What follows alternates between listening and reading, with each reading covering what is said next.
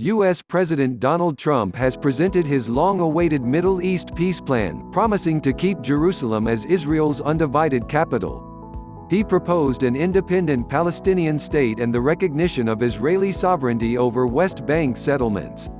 Standing alongside Israeli PM Benjamin Netanyahu at the White House, Mr. Trump said his proposals could be the last opportunity for Palestinians. Palestinian President Mahmoud Abbas dismissed the plans as a conspiracy. "I say to Trump and Netanyahu, Jerusalem is not for sale, all our rights are not for sale and are not for bargain. And your deal, the conspiracy, will not pass," he said in a televised address from Ramallah in the West Bank. The blueprint, which aims to solve one of the world's longest-running conflicts, was drafted under the stewardship of President Trump's son-in-law Jared Kushner. Thousands of Palestinians protested in the Gaza Strip earlier on Tuesday, while the Israeli military deployed reinforcements in the occupied West Bank. The joint announcement came as both Mr. Trump and Mr. Netanyahu faced political challenges at home. Mr. Trump is the subject of an impeachment trial in the U.S. Senate, while the Israeli PM on Tuesday dropped his bid for immunity on corruption charges. Both men deny any wrongdoing. David Friedman, the U.S. ambassador to Israel, said that the timing of the announcement was not tied to any political development, adding it had been fully baked for some time. What are Trump's key proposals? Today, Israel takes a big step towards peace, Mr. Trump told officials and reporters at the White House. "My vision presents a win-win opportunity for both sides, a realistic two-state solution that resolves the risk of Palestinian statehood to Israel's security." His proposals are: the U.S. will recognize Israeli sovereignty over territory that Mr. Trump's plan envisages being part of Israel. The plan includes a conceptual map that Mr. Trump says illustrates the territorial compromises that Israel is willing to make. The map will more than double the Palestinian territory and provide a Palestinian capital in eastern Jerusalem, where Mr. Trump says the U.S. would open an embassy. The Palestine Liberation Organization (PLO) said Mr. Trump's plan would give Palestinians control over 15% of what it called historic Palestine. Jerusalem will remain Israel's undivided capital. Both Israel and the Palestinians hold competing claims to the Holy City. The Palestinians insist that East Jerusalem, which Israel occupied in the 1967 Middle East War, be the capital of their future state. An opportunity for Palestinians to achieve an independent state of their very own. However, he gave few details. No Palestinians or Israelis will be uprooted from their homes, suggesting that existing Jewish settlements in the Israeli-occupied West Bank will remain.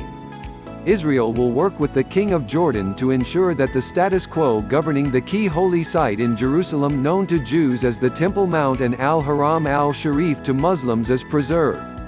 Jordan runs the religious trust that administers the site. Territory allocated to Palestinians in Mr. Trump's map will remain open and undeveloped for a period of 4 years. During that time, Palestinians can study the deal, negotiate with Israel, and achieve the criteria for statehood.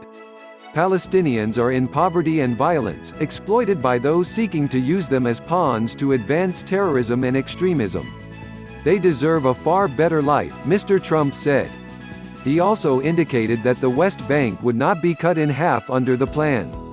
"We will also work to create a contiguous territory within the future Palestinian state, for when the conditions for statehood are met, including the firm rejection of terrorism," he said. A plan that overturns Palestinian aspirations until now. All of the most difficult aspects of an Israeli-Palestinian peace deal, the so-called final status issues, like borders, the future of Israeli settlements in the West Bank, the long-term status of Jerusalem, and the fate of Palestinian refugees, were to be left for face-to-face talks between the Israelis and Palestinians themselves. Not any longer. The deal proposed by President Trump and enthusiastically endorsed by Prime Minister Netanyahu essentially frames all of these issues in Israel's favor.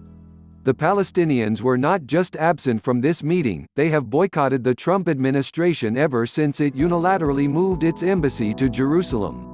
But they have essentially been presented with an ultimatum: accept the Trump parameters or else, and they have been given some 4 years to come around. While President Trump is offering the Palestinians a state, it would be a much truncated one. No Jewish settlers will be uprooted, and Israeli sovereignty will apparently be extended to the settlement blocks and the Jordan Valley. The Palestinians might have a capital in the East Jerusalem suburbs. This take-it-or-leave-it offer will appall many long-standing students of the region. The question now is not so much what benefit this deal might bring, but how much damage it may do by overturning Palestinian aspirations. What's the background? After holding talks with Mr. Trump in Washington on Monday, Israeli Prime Minister Benjamin Netanyahu praised the president as the greatest friend that Israel has had in the White House. The deal of the century is the opportunity of a century, and we're not going to pass it by, he said. Israeli officials said Mr. Netanyahu would fly to Moscow on Wednesday to discuss the proposals with Russian President Vladimir Putin. Israeli opposition leader Benny Gantz, who also met Mr. Trump on Monday, called the plan a significant and historic milestone. Palestinian leaders rejected the plan in advance, saying it sought to impose permanent Israeli rule over the West Bank. The U.S. administration will not find a single Palestinian who supports this project, the Palestinian Foreign Ministry said in a statement on Sunday. Trump's plan is the plot of the century to liquidate the Palestinian cause. Palestinian Authority President Mahmoud Abbas called an emergency meeting of the Palestinian leadership over the plan on Tuesday night. The Palestinians broke off contacts with the Trump administration in December 2017, after Mr. Trump decided to recognize Jerusalem as Israel's capital and move the U.S. embassy to the city from Tel Aviv. Since then, the U.S. has ended both bilateral aid for Palestinians and contributions for the UN Relief and Works Agency for Palestine Refugees (UNRWA). And in November, Secretary of State Mike Pompeo said the U.S. had abandoned its 4 decades-old position that Jewish settlements in the West Bank were inconsistent with international law. The Arab League will convene an urgent meeting on Saturday. What are the issues at stake? Of all the conflicts in the Middle East, that between Israel and the Palestinians has been the most intractable. Although the two sides signed a breakthrough peace accord in 1993, more than a quarter of a century on, the two sides are arguably as far apart as ever. Jerusalem, both Israel and the Palestinians hold competing claims to the city. Israel, which occupied the formerly Jordanian-held eastern part in 1967, regards the whole of Jerusalem as its capital. The Palestinians insist on East Jerusalem, home to about 350,000 of their community, as the capital of a hoped-for independent state. Palestinian statehood. The Palestinians want an independent state of their own, comprising the West Bank, Gaza and East Jerusalem.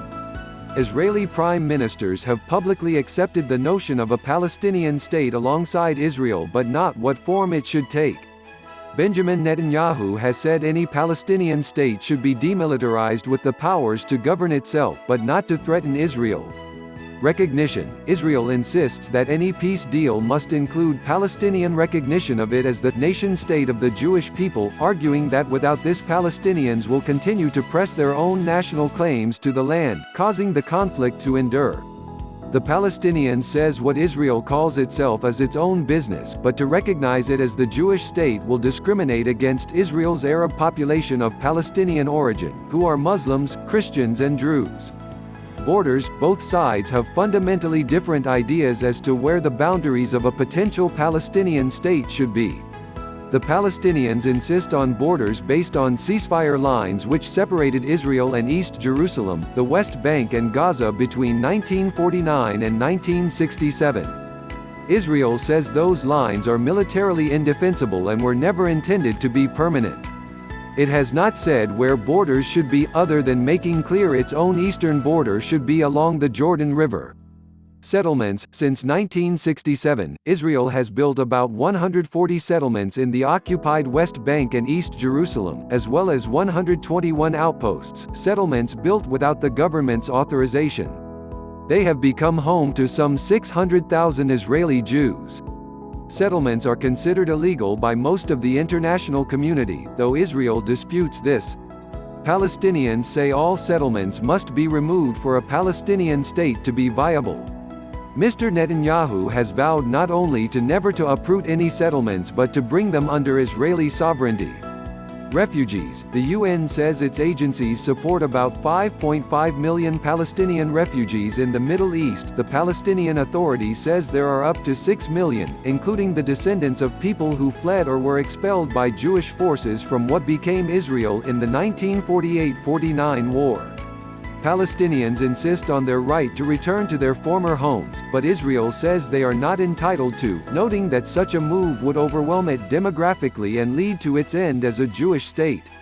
100 years of Israeli-Palestinian conflict. Key moments * November 2019. Trump administration says it no longer considers Israeli settlements in occupied territory as inconsistent with international law, putting the U.S. at odds with most of international community. December 2017. Donald Trump announces U.S. recognition of Jerusalem as Israel's capital. Palestinians cut off relations with Trump administration. April 2014. Last round of direct Israel-Palestinian peace talks collapse amid acrimony. September 2000 to February 2005. Second Palestinian uprising. September 1993. Israel-Palestinians sign Oslo Peace Accords, agreeing framework for eventual peace deal. 20 years of on-off peace talks and violence follow. December 1987 to September 1993. First Palestinian uprising against Israeli occupation. June 1967. Middle East War. Israel occupies East Jerusalem, West Bank and Gaza Strip. Years of hostility and bloodshed follow.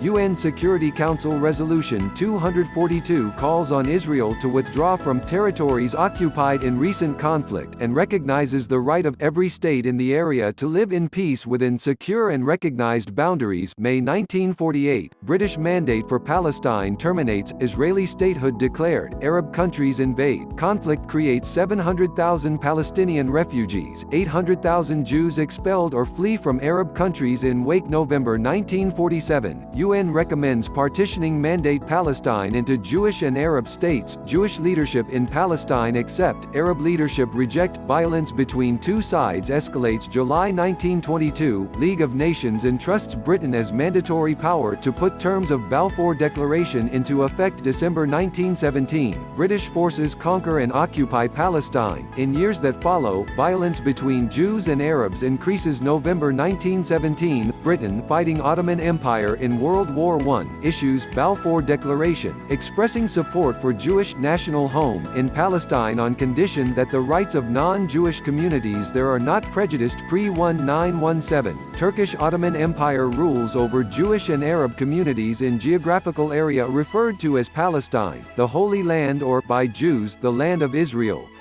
Please subscribe our YouTube channel. Listen News here. If you like the video, please like, comment and share the video.